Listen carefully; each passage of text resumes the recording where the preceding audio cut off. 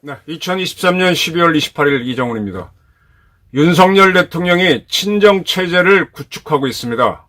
오늘 이관섭 정책실장을 비서실장에 임명했습니다. 지난 12월 4일 날 이관섭 씨를 그때는 뭐였죠? 정책실장에 임명했었는데 국정기획수석으로 있다가 정책실장으로 바꿨는데 24일 만에 비서실장으로 또 교체했습니다. 자리를 바꿨습니다.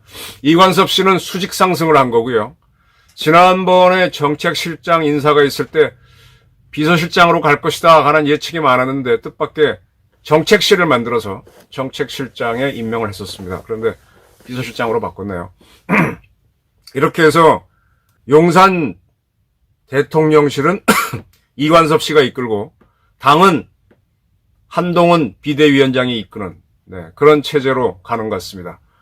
이제 행정부는 한덕수 총리가 그냥 이끌지만은 거기에도 이번에 대폭으로 개각을 했기 때문에 당과 대통령실, 그 다음에 정부까지 윤석열 대통령 입김이 작용한 그런 인사들로 채워지는 것 같습니다. 그 전에 처음 작년에 그 다음에 몇 차례 개각을 하긴 했지만 그때마다 하는 걸 보게 되면 뭐 저도 여러 가지 들었습니다만은 누구의 추천을 받고 누구의 뭐 그런 거에 의해서 주로 배치를 했었죠.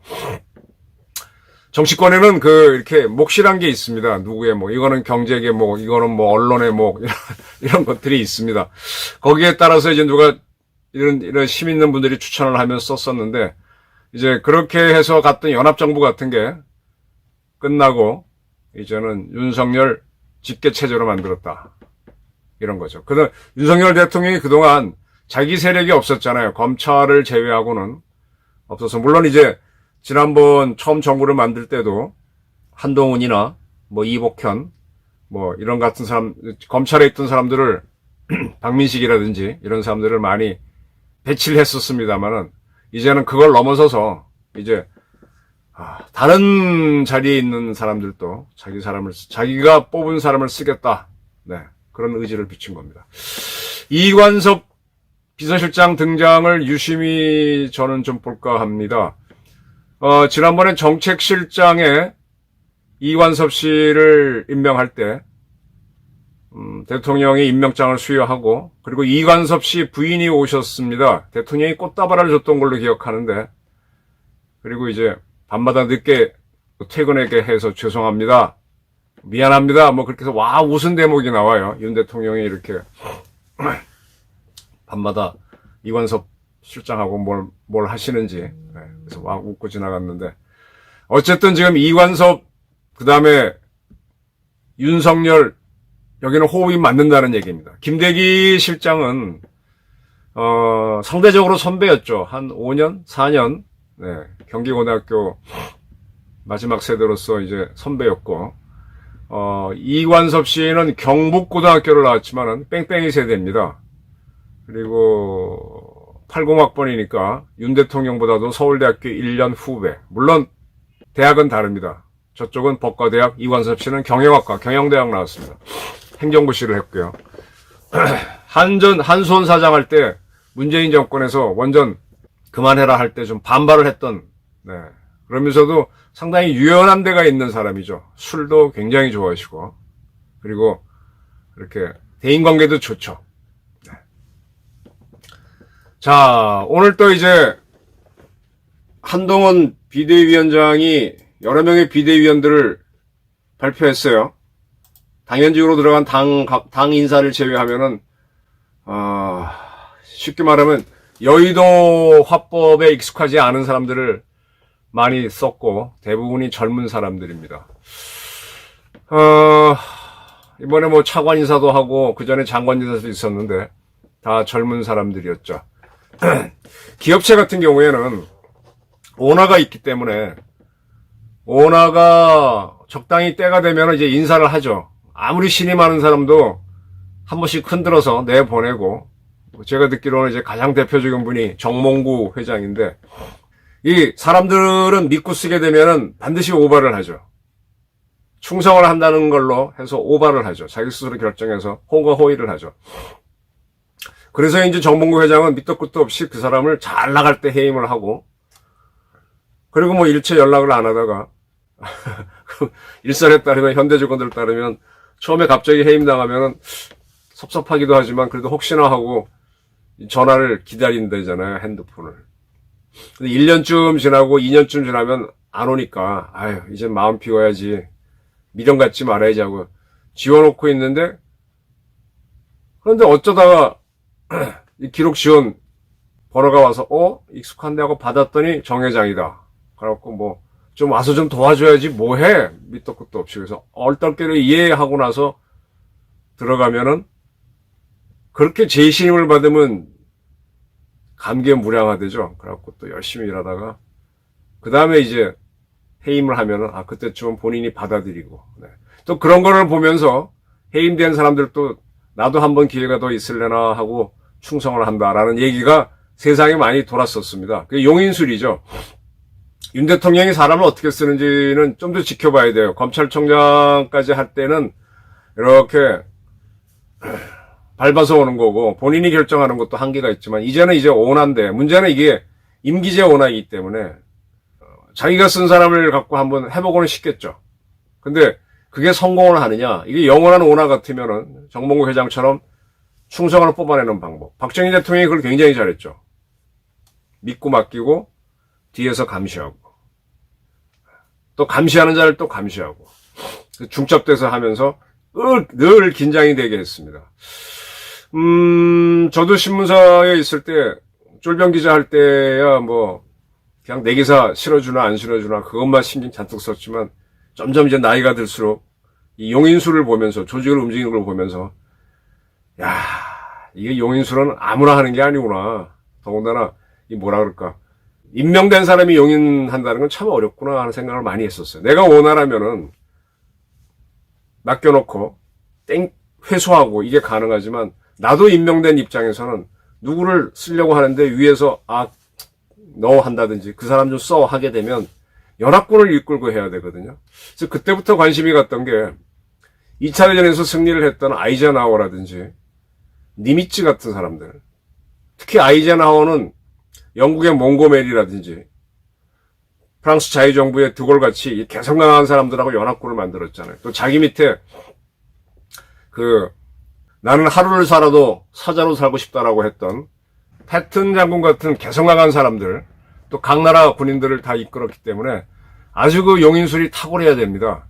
징기스칸 같은 사람들도 몽골의 각 부족을 다 끌고 나가서 싸우게 하면서 고개 숙이게 하려면은 이 분배에서라든지, 그거는 뭐 옛날에 시저도, 케이사르도 굉장히 분배를 잘했기 때문에 갈리아 전역에서 승리를 하게 되는데, 그런 거 이제 온화들은 할 수 있죠. 근데 윤 대통령은 온하긴 한데, 이제 총선이 끝나면은 레임덕에 빠질 수도 있어요. 결과에 따라서는. 그리고 여당이 과반수를 넘기는 승리를 하더라도 다음 선거에서는 공천 영향력을 행사할 수 없으니까 리더십 부재에 빠질 수가 있습니다. 윤 대통령은 무조건 이번 총선에서 이겨야 됩니다.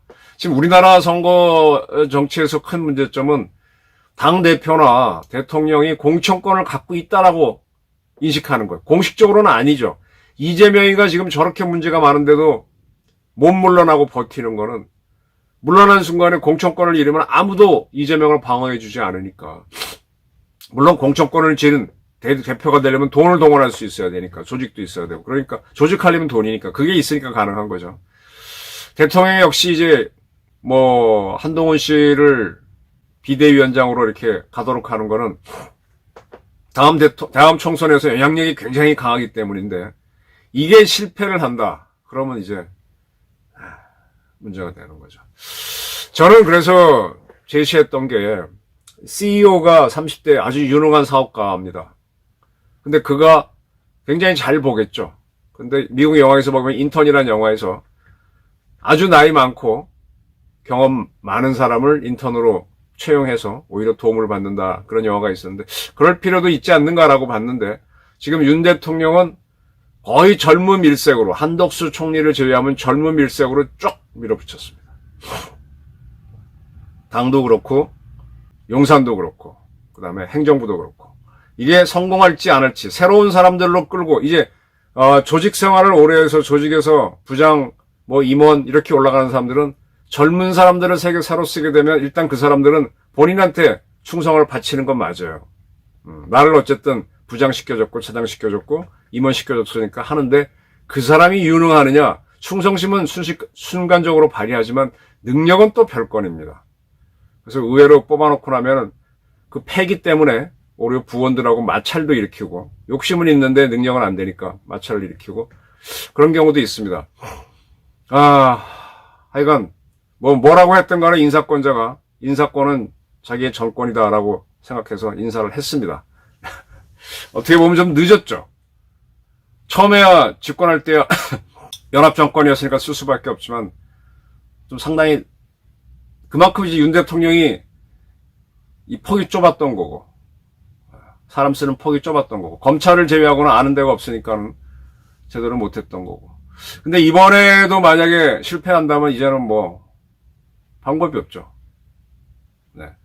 이제 멀리 있던 친아들 유리왕이 칼을 들고 와서 맞춰봐서 내 아들인 걸 확인하고 태자로 임명했습니다. 한동훈을 임명했고 해보겠다라고 했습니다. 그리고 이관섭이라고 하는 제가 솔직히 말씀드리면은 윤석열 한동훈 체제의 최대 약점은 무엇이냐? 서울대 체제입니다.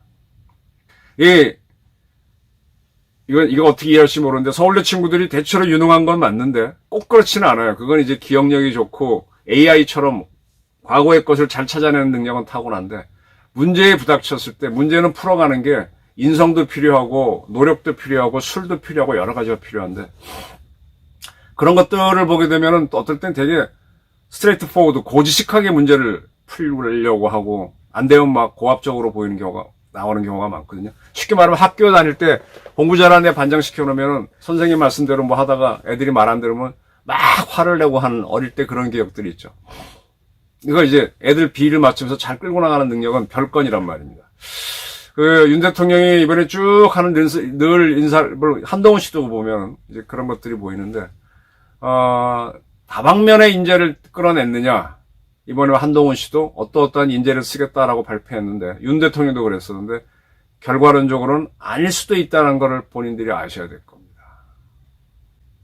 그리고 정치라든지 이런 거는 어쨌든 많이 연합적 요소를 끌어들여서 내가 마음에 안 드는 사람들 끌어들여서 같이 끌고 가야지 내가 할 수 있다고 하는 사람만 끌고 나가면은 의외로 좀 힘들 수도 있다. 처음에야 되죠. 충성심 때문에.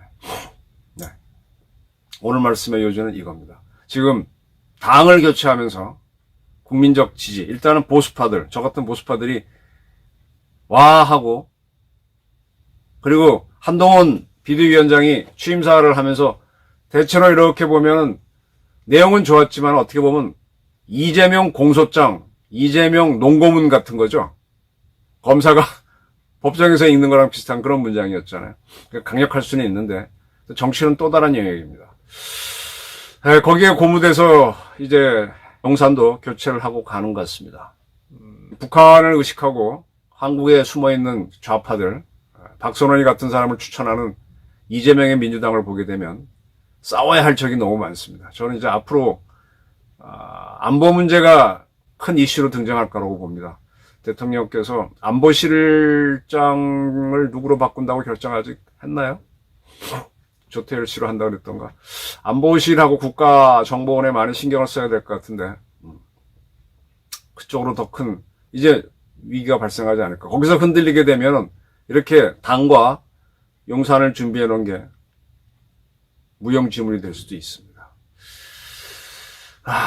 앞날을 바라보고 예측을 해서 인사를 해야 되는데 과연 그건지 이제 한동훈에 대한 관심은 차츰 식어들면서 지켜보면서 평가가 들어갈 것이고 윤석열 대통령의 이번에 인사도 사람들이 지켜보면서 이게 이제 다가오는 선거에 영향을 미칠 겁니다. 이관섭, 한동훈, 그리고 윤석열, 아주 드물게 한덕수까지 서울대학교 체제가 만들어졌습니다. 문재인 정권 때는 뭐라 그럴까, 연세대학교 체제였다고 하면, 그 전에 MB 때는 고려대학교 체제였다고 하면 서울대학 체제로 갑니다. 과거에도 뭐 대개도 이 체제에서 왔다 갔다 했는데, 여기 하나 더 들어갔던 게 육사가 있었던 건데 그건 빠졌고, 그런 체제인데, 서울대 중심의 이 이관섭, 한동훈, 윤석열 체제, 어떤 성과를 보일지 같이 지켜보시죠. 감사합니다.